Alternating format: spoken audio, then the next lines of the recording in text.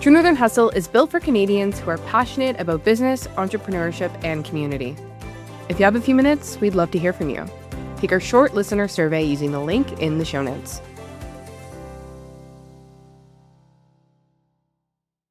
How do you stay committed to an idea when the journey to bring it to life takes years of trial, error, and determination? Welcome to True Northern Hustle, a podcast from Interact that offers an honest look at the grit, creativity, and resilience behind the Canadian small businesses we know and love. I'm your host, Isabel Lee. Bringing a product to market isn't just about having a great idea. It's about persistence, teaching yourself skills you never imagined needing, and staying true to your values when the process gets tough. And for many entrepreneurs, the journey is long, messy, and often harder than they ever expected. But it's also where the most meaningful lessons come from. My guest today is Inez, the founder of Salmon and Bannock, Vancouver's only Indigenous restaurant and now the creator of a new retail food line that just launched. Thank you for joining me. Good morning. My name is Inez Cook. My traditional name is Mana, and I'm the owner of Salmon and Bannock Bistro, located in Vancouver, Salmon and Bannock On the Fly, which is at YVR International Departures. We're the only Indigenous restaurant in Vancouver, and we have my other restaurant, which is at the airport, which is actually technically in Richmond. Amazing. Thank you again, Inez, for joining me. Salmon and Bannock is known not only as a restaurant, but also as a retail line. Can you talk a little bit more about that, and how did COVID spark that decision? During the pandemic, I wanted to try to figure out a way to keep the team employed. And we started working with a local company to bring some products to retail. And since everybody was at home and there was a lot of groceries being delivered to home, we thought it would be a perfect time. But unfortunately, my mom got really sick with cancer and everything kind of got put on hold. Everything came to an abrupt stop. Once the restrictions were lifted, I was too busy. And then I opened my second restaurant.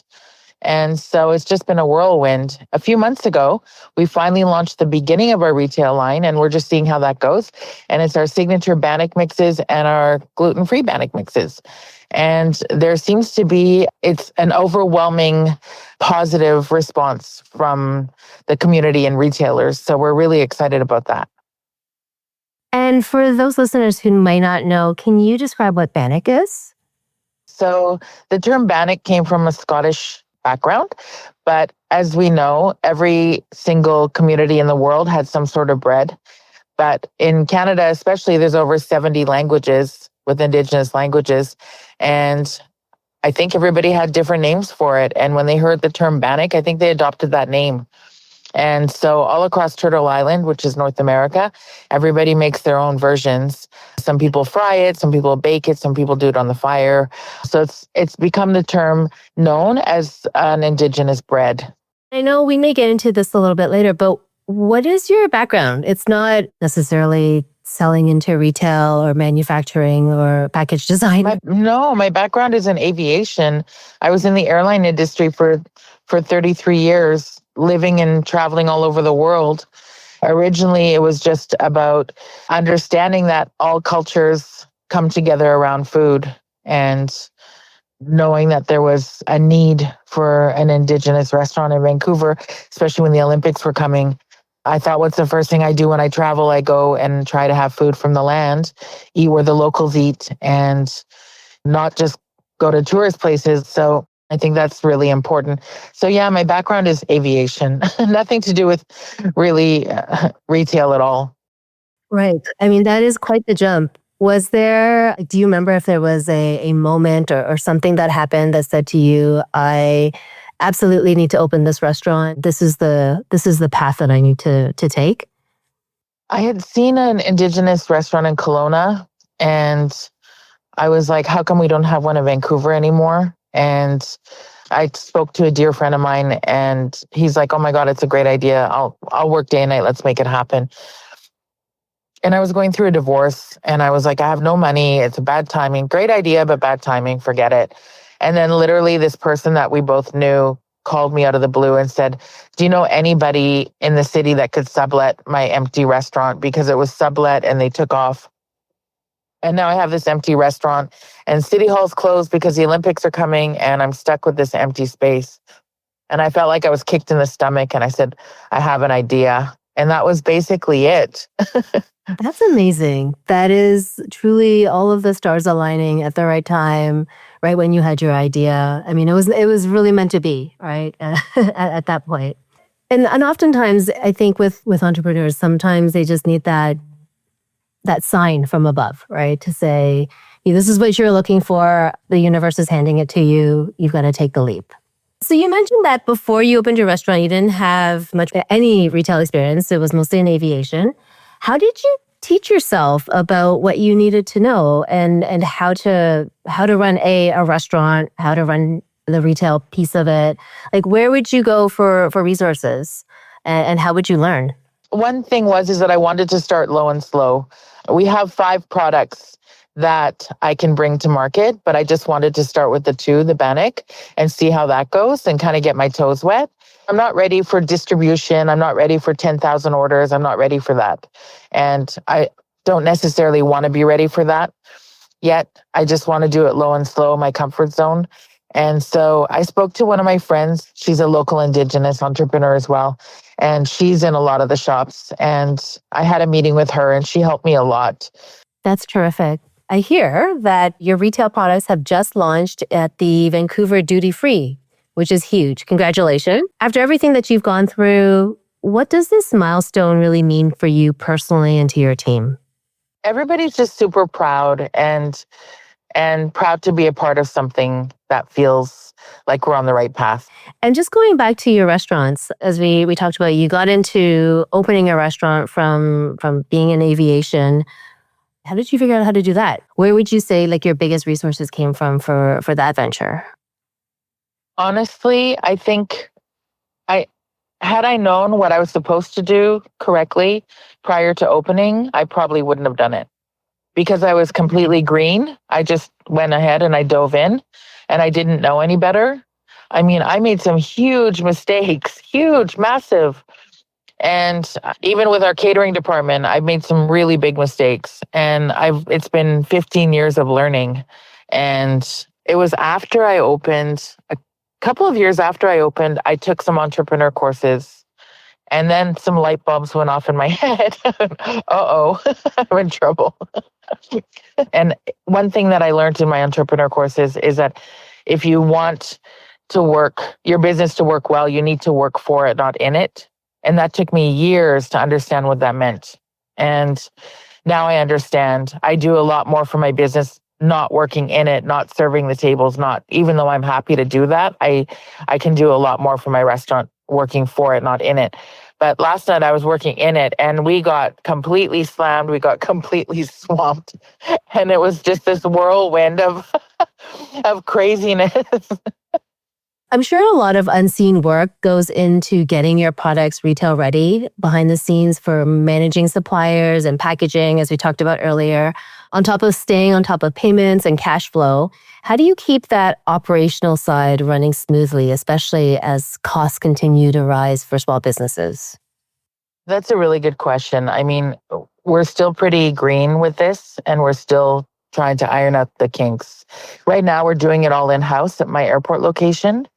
But as it grows, I mean, we'll have to look at a third party, but that's also additional costs. And so just trying to organize it so with the pricing, so we keep the pricing fair. It's just, it is a juggle and a shuffle and making sure that it's always going to be my quality that people expect. It's funny, when I've been at the markets, people say that usually when you go to markets, you're trying out a new product and seeing how it goes and then making your name, making your brand known.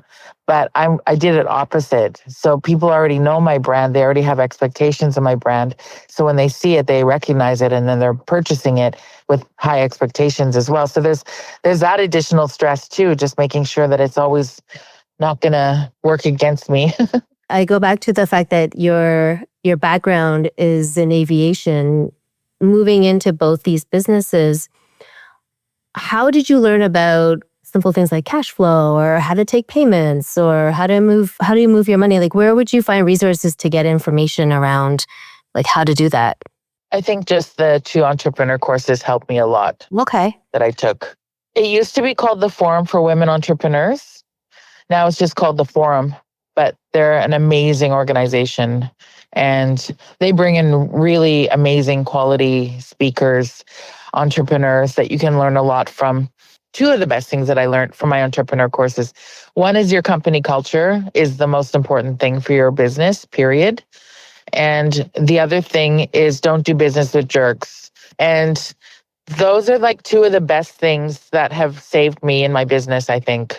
Because sometimes somebody wants something, they've got a lot of money, but you just have that horrible feeling in your stomach and you don't want to work with them. Don't. Walk away. Something better is going to happen. You don't need their money and you don't need to be entwined with them at all. We also talk a lot about how entrepreneurs can use Interact Debit to save on fees when it comes to payments, or they can use Interact e-transfer to make the back end of running the business a little more efficient so that you can invest your cash in other high value things. Does that comment resonate with you, or is that something that you've leveraged in your experience?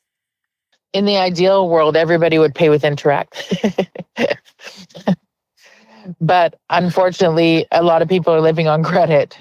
So the additional fees are a killer.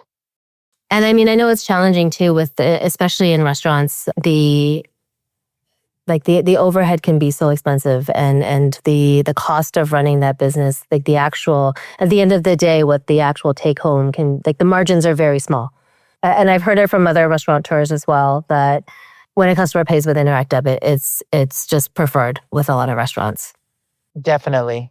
And do you use e-transfer in with any of your vendors or anything like that? Yes. I would say about 65% of my vendors I pay by e-transfer. Amazing. And they must love the fact that they can get the funds near real time and it's really easy to use.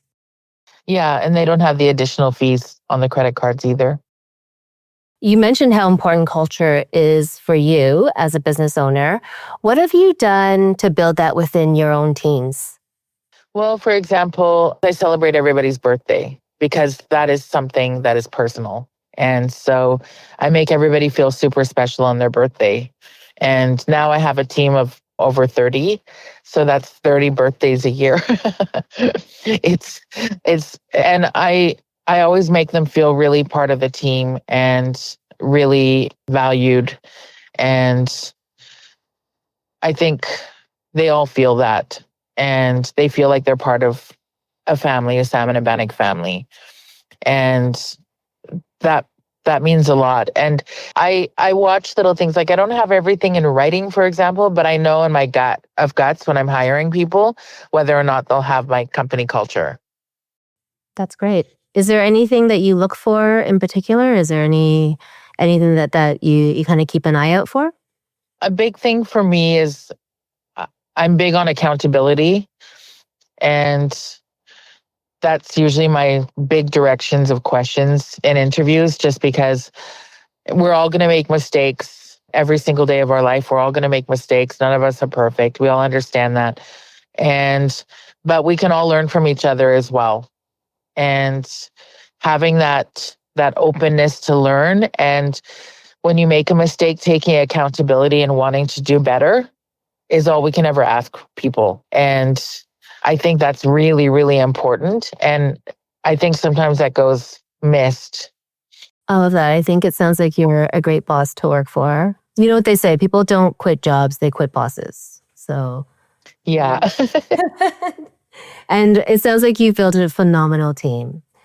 You've said that women often bring a different perspective to leadership, almost like a sixth sense. How has intuition guided your journey as an entrepreneur, and what can other women business owners learn from that? I opened with my dear friend, and he was my business partner for the first several years. He's since left the business, but at the beginning, the math wasn't mathing. There was not enough customers, and we were so green with the business. Things were not working out financially. And it was stressful. It was really stressful.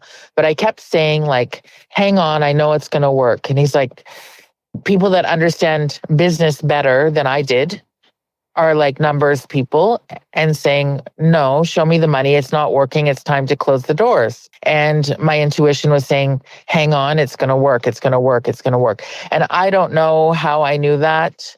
I was willing to put everything on the line for it. And I have actually.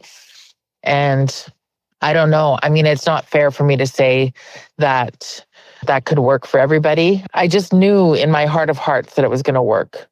That sixth sense that I have, it's really, really never steered me wrong.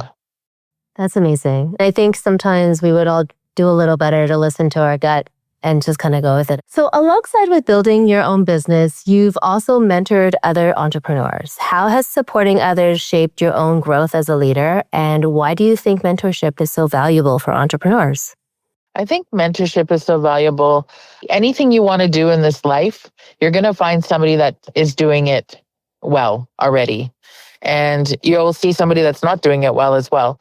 But I think finding the person that is doing it well, that you admire, and reaching out to them and asking them a couple of questions, nobody ever minds. And I learned that in my entrepreneur course when I got to talk to some of the amazing entrepreneurs. They were like, absolutely, come up with 3 questions and call me next week. And that was so helpful. I think if anybody can learn from my mistakes, I'm super happy about that. So they don't have to make the same mistakes. They can make their own mistakes. It's fine. But but if I can help anyone from the big lessons that I've learned, I'm really happy to do that. That's amazing. And I think that attitude of paying it forward is so valuable. Us as an ecosystem needs to continually nurture these younger, newer entrepreneurs so that we can keep bringing new small businesses into Canada. Because as we know, small businesses make up 97% of all Canadian businesses. And so we need folks with good ideas to keep coming up with them.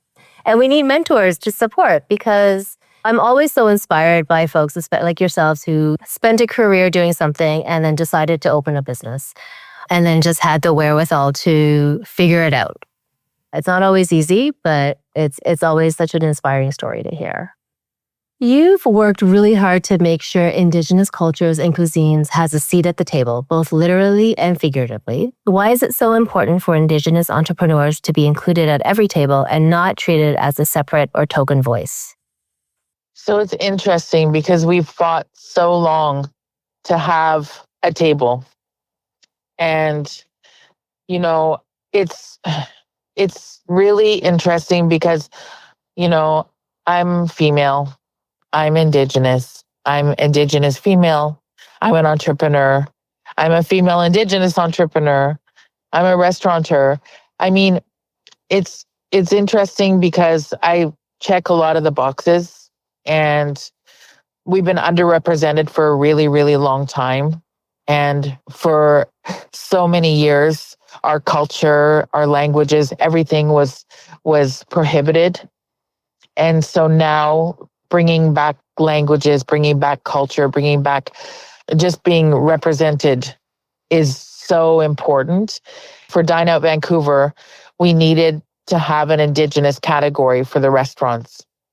I don't want to just be called Pacific Northwest because I'm Indigenous. So I want to have that Indigenous category because it's important. I'm the only one in that category, but I have the category now and I'm happy about that. I was invited to Toronto to be on a panel. It was an Indigenous restaurateur panel. And I was so happy that we had that. I was so happy that we were represented and we were able to share our ideas. But at the end of the day, we should have been also included in restaurateur panels, not just Indigenous ones. And so it's a fine line. It's like, I'm not whining and complaining that I'm in the Indigenous corner because I'm happy that corner's there and it really needs to be there. But I also think that we cannot be excluded from the regular main stages as well. For sure. For sure. And I mean, you said it, representation matters. And I think it's important for any young entrepreneur to see what you've done and see you represented on the stage. So congratulations on the category. And I hope you're not the only one there next year. I hope there's another one or a couple more. Me too. I would love that. Looking back now on all of the hurdles and lessons learned, what advice would you share with other entrepreneurs? honestly, I think a big thing is that goals change, and that's okay. You might have this idea that keeps you up at night, and you might start to learn about it, and you might realize that that's not what you want to do anymore, and that's okay. Don't beat yourself up about that. Build a small team that has your back. Everybody has to be on the same page. And I think that's really important. And find a mentor, find somebody that you can bounce ideas with, find that person. That's so valuable. And I think that just goes across the line for any type of business that you want to do, not necessarily in culinary. From the customers who come through your door to the city around you, how has your local community influenced your journey as an entrepreneur? Oh my goodness. Well, I mean, it's really become a community, like you said, and we have so many regular customers. And my big thing is what makes us different than other restaurants. Everybody goes to a restaurant, they eat, they pay, they go home. And what makes us different? Yes, the quality of food is great, of course. And it's food that they can't get in other restaurants. Perfect.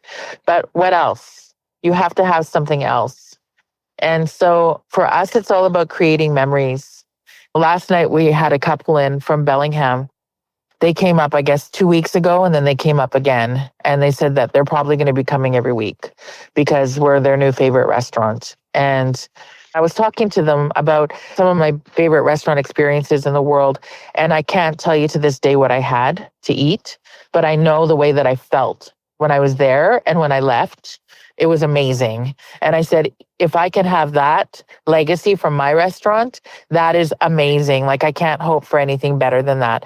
And they agreed 100%. And it meant a lot just hearing from them and hearing how they drove up from Bellingham and they came here. And now 2 weeks later, they were craving it already. And I mean, I just love that. I think that's really important. And my team is super hospitable, and everybody always feels like, it almost feels like you're coming into my home when you come in. You can feel me in the walls. Incredible. Thanks again to Inez for sharing her story with us. Bringing a product to market isn't always something that happens overnight. It takes years of trial and error and learning new skills along the way. Inez's journey is a powerful reminder that building something meaningful often requires patience, resilience, and a deep belief in what you're creating. We're committed to supporting Canadian small business owners and honoring the time they share with us. And in that spirit, today's guest was compensated for their contribution to this episode. If this episode resonated with you, be sure to follow True Northern Hustle wherever you get your podcasts. And for more tools and resources designed to support small business owners across Canada, visit interact.ca. Thanks for listening.